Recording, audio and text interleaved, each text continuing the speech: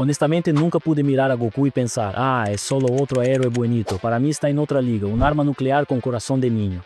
Tiene esa sonrisa fácil, ese aire sencillo, esa vibra de alguien que le habla a cualquiera como si fueran amigos desde siempre, y al mismo tiempo carga un potencial que hace que Superman parezca un manual de seguridad.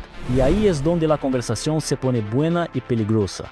Porque si agarras a Hulk, fuerza fuera de serie, agarras a Wolverine, resistencia absurda, y pones todo eso en manos de alguien que ama pelear como ama respirar, no consigues solo a un salvador, consigues un fenómeno que atrae el caos. Sin exagerar, este tipo es un problema caminando, solo que con buenas intenciones. Hablando claro, muchas cosas malas pasan porque en el fondo Goku quiere ver hasta dónde llega, no por maldad, sino por curiosidad y por una adicción a romper límites. Eso es una locura. Así que te suelto la pregunta que siempre arma bronca. ¿Goku es realmente el héroe definitivo? ¿O es la prueba viviente de que un tipo enganchado a evolucionar puede convertirse en el mayor riesgo del universo? Ahora imagina que existe un informe, casi un expediente prohibido, escrito por alguien intentando explicar cómo un cuerpo Saiyajin aguanta lo que aguanta, crece en poder como crece y todavía encuentra espacio para un nivel más, cuando la lógica ya pidió tregua. Eso es lo que vamos a abrir ahora. Por dentro y por fuera, carne, energía, mente y símbolo, como si estuviéramos desmontando el mito sobre una mesa, con una linterna en la mano y un nudo en el estómago.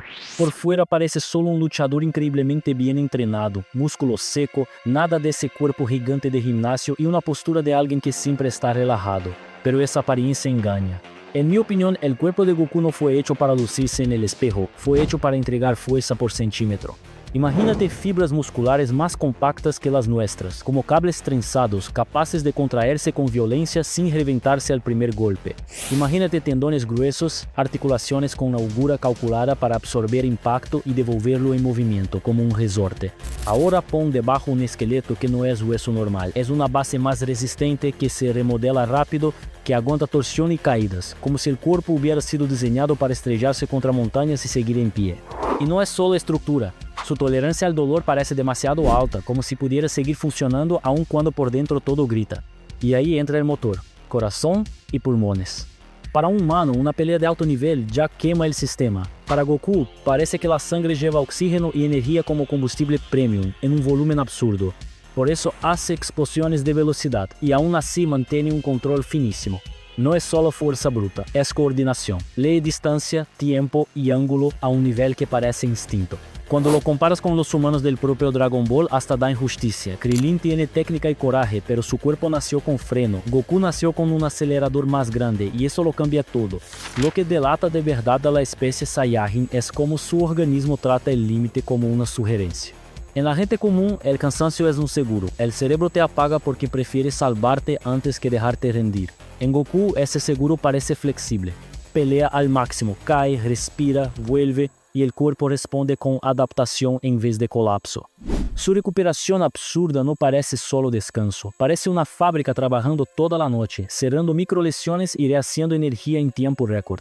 El apetito gigante deja de ser chiste cuando imaginas un metabolismo agresivo quemando y reconstruyendo tejido como si cada comida fuera una recarga de munición. Y ahí entra el famoso salto después de la derrota. El Genkai, en mi opinión, funciona como un gatillo evolutivo. El cuerpo sufre un estrés extremo, casi se rompe, y en la reconstrucción regresa con parámetros mejores, como si el error se volviera actualización. Si forzamos una explicación friki, puedes pensar en una tormenta hormonal y epigenética. Genes que en situaciones normales están apagados se encienden cuando la supervivencia lo exige. La síntesis de proteínas se acelera, los tejidos refuerzan donde fallaron y el sistema nervioso afina las rutas de reacción. Lo bizarro es que convierte el trauma en método de crecimiento. Y todavía está el envejecimiento, parece mantener el pico físico por mucho más tiempo, como si el cuerpo sostuviera la juventud funcional hasta cumplir la misión. Comparado com humanos, isso é trampa. Comparado com androides de hoje, é demasiado orgânico para ser máquina e demasiado terco para ser divino. E há um detalhe que muitos olvidam porque Goku é carismático. Detrás del tipo sonriente existe uma herencia salvaje casi monstruosa. La cola no era solo estética, era un pedazo del pasado pegado a él, una extensión para el equilibrio y la palanca, como si el cuerpo todavía guardara un modo animal de pelear. Y lo más raro es que también era un punto débil, tocarla y el sistema se bloqueaba, como si existiera un interruptor de seguridad escondido en su propia biología. Para mí, eso es demasiado simbólico para ignorarlo. Su poder siempre viene con un botón de apagado, un recordatorio de que la naturaleza no confía del todo en este tipo de criatura. Y el Ozaru es la firma brutal de la especie, luna llena como gatillo, el cuerpo creciendo, la fuerza explotando, la mente bajando a un nivel más instintivo. Puedes fingir que es un brote hormonal gigante, una emergencia que cambia técnica por dominio. Y da miedo porque muestra lo que Goku podría haber sido sin la Tierra, un depredador con forma de persona. Cuando pierde la cola, mucha gente lo lee como se acabó el monstruo. Yo pienso lo contrario, solo internalizó al monstruo. La pelea se volvió la forma socialmente aceptada de expresar un impulso antiguo.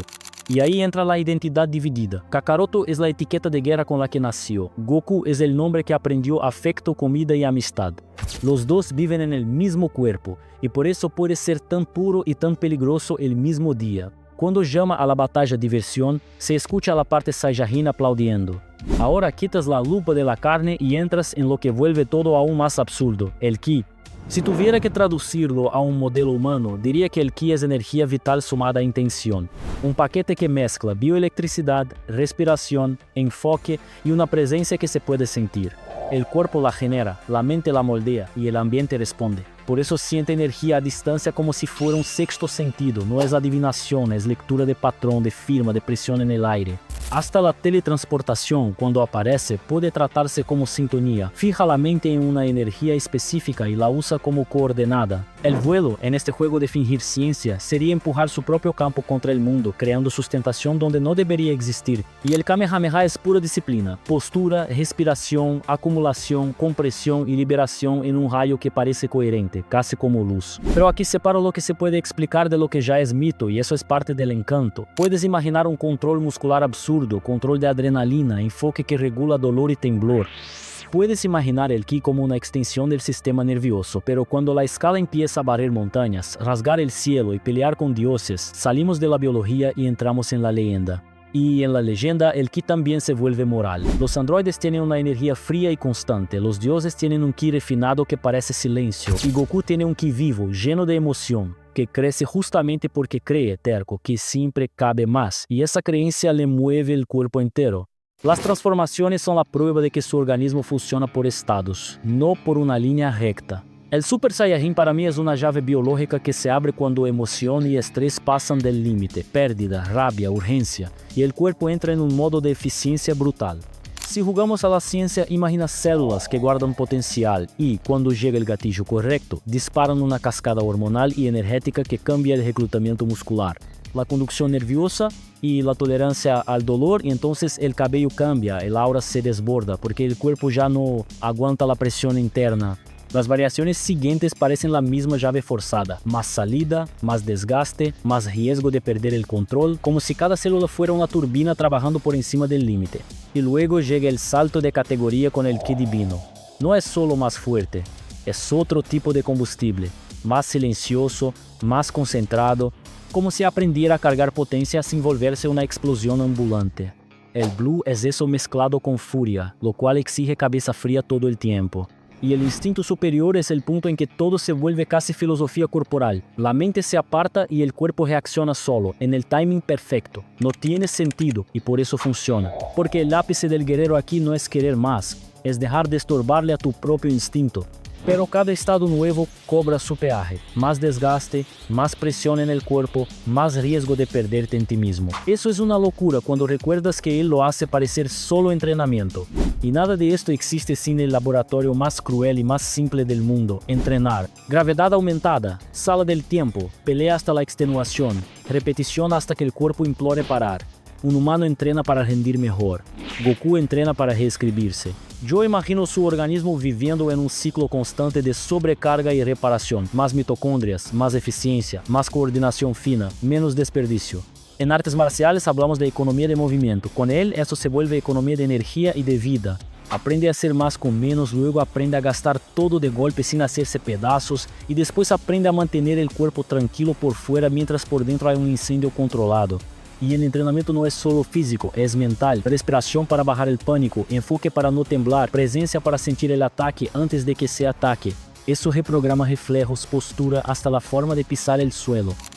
La gravedad se vuelve maestra de humildad porque obliga a huesos, músculos y pulmones a adaptarse a la fuerza, como si el cuerpo tuviera que volverse más planeta para no ser aplastado. La sala del tiempo se vuelve prisión voluntaria. Un día ahí dentro es un año de estrés controlado, un año de dolor volviéndose mapa del cuerpo. Y cada sparring es una prueba de límite donde el premio es sobrevivir y volver mejor.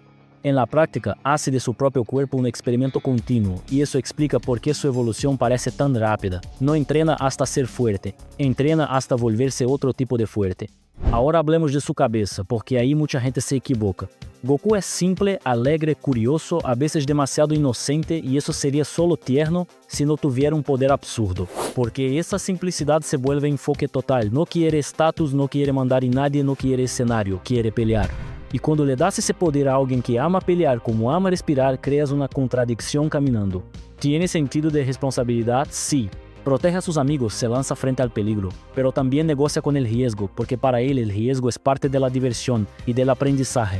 En mi opinión, su adicción no es violencia por crueldad, es la seducción de sentir su límite, rompiéndose y renaciendo.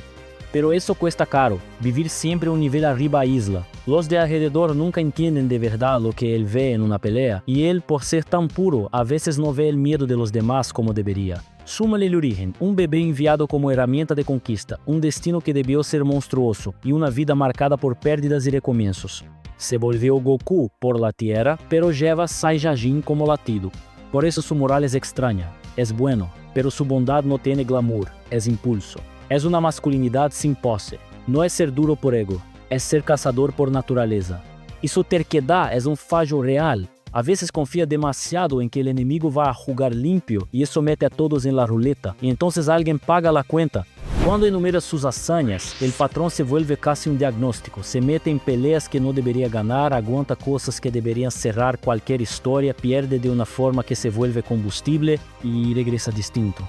Ya se enfrentó a enemigos que parecían catástrofes naturales. Ya peleó cuando el cuerpo ya había dicho basta. Ya sostuvo demasiada energía en un cuerpo que, en teoría, debía apagarse. Y aún así encontró espacio para sonreír en medio del caos. La derrota, para él, es materia prima.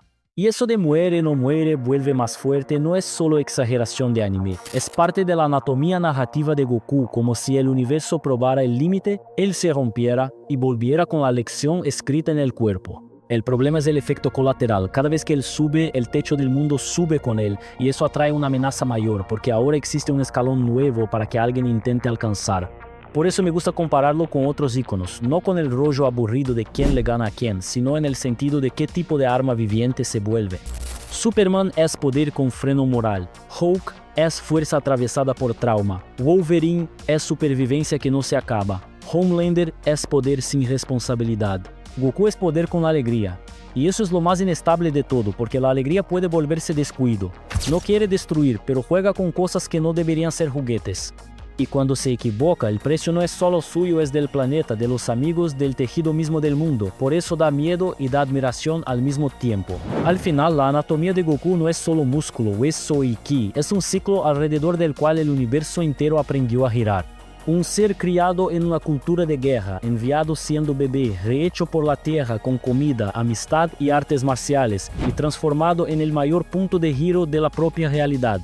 Fíjate cómo la historia repite un ritual. Aparece una amenaza imposible. A Goku se le enciende ese brillo en los ojos. Corre tras lo imposible.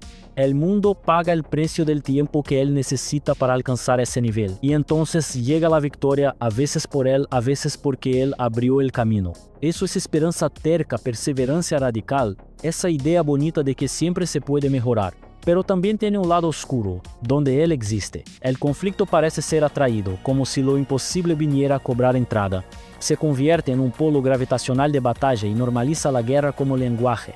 Y ese es el costo psicológico de ser el tipo que siempre necesita estar un nivel arriba. Heroísmo sin glamour, vida sin pausa, responsabilidad que nadie firmó pero que le cayó encima. Y te dejo con la pregunta que quería responder desde el principio. ¿Goku es solo el héroe que aprendimos a amar o es la prueba viviente de que un universo entero puede volverse dependiente de la adicción de un solo hombre a superar límites? Comenta con quién comparas a Goku, Superman, Hulk, Wolverine, Homelander u otra arma viviente y di si es salvación inevitable o riesgo inevitable. Si te gustó este análisis, deja tu like y suscríbete porque aquí diseccionamos mitos como si fueran ciencia.